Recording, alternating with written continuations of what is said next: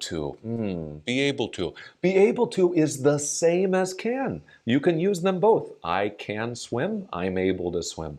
I can come on Friday. I'm able to come on Friday. But we do often use be able to in a slightly more polite situation like this business meeting. If I say, are you able to make it to Tuesday's meeting? Are you able to make it to Tuesday's meeting? It sounds just slightly more formal, slightly more polite. And I often use this as my first question if I'm talking to a colleague. Are you able to do it? Are you able to?